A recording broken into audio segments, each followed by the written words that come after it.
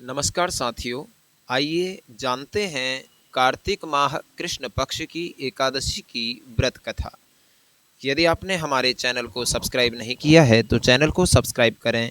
Video अच्छी लगे, कथा अच्छी लगे तो लाइक करें, शेयर करें, कमेंट में जय श्रीमन नारायण जरूर लिखें।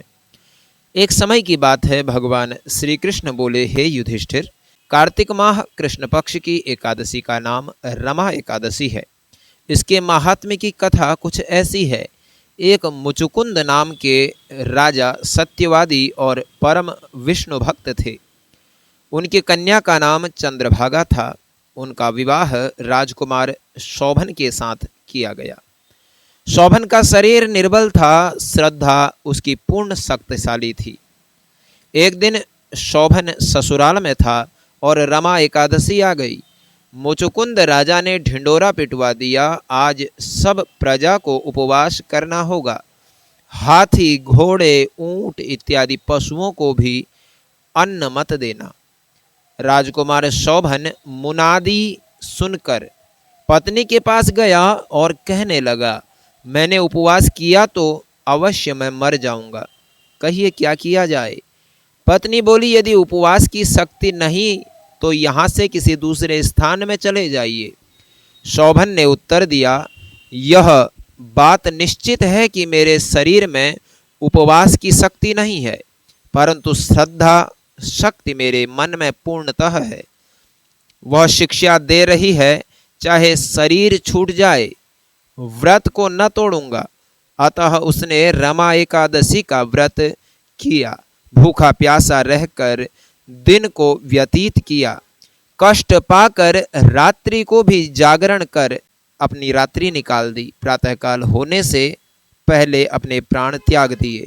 व्रत के प्रभाव से उसे इंद्राचल पर्वत पर रत्न जटिल उत्तम नगर प्राप्त हुआ।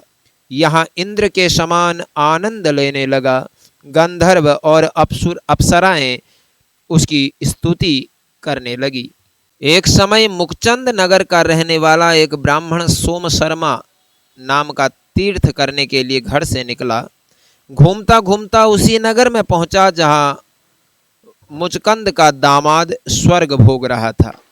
उससे जाकर पूछा, किस प्रकार से यह उत्तम नगर आपको प्राप्त हुआ है, कौन से पुण्य का फल प्रकट हुआ है।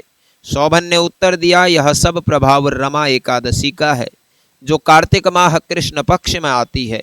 मेरे जन्मों के अनंत पाप रमा एकादशी व्रत करने से नष्ट हो गए और यह अनुपम नगर मुझे प्राप्त हुआ है। परंतु यह नगर अध्रुव है। ध्रुव बनाने की शक्ति एक मेरी पत्नी में ही है, अतः उसे यह शुभ संदेश अवश्य देना। ब्राह्मणों ने घर आकर के चंद्रभागा से सब समाचार कहा और उसे मद्राचल पर्वत पर मुनि वामदेव के आश्रम में ले गया। मुनि ने चंद्रभागा के मंत्रों के द्वारा अभिषेक किया। वह दिव्य शरीर धारण कर पति के पास चली गई। पति को कहने लगी, मैं जन्म से एकादशी का व्रत करती रही हूँ, उसके प्रभाव से तुम्हारा अनुपम नगर ध्रुवलोक के समान अचल रहेगा। इस महात्म की कथा सुनने से विष्णुलोक की प्राप्ति होती है और भगवान नारायण के चरणों में अनुपम भक्ति की प्राप्ति होती है। तो हम सभी को एकादशी का व्रत करना चाहिए। जय श्रीमन नारायण।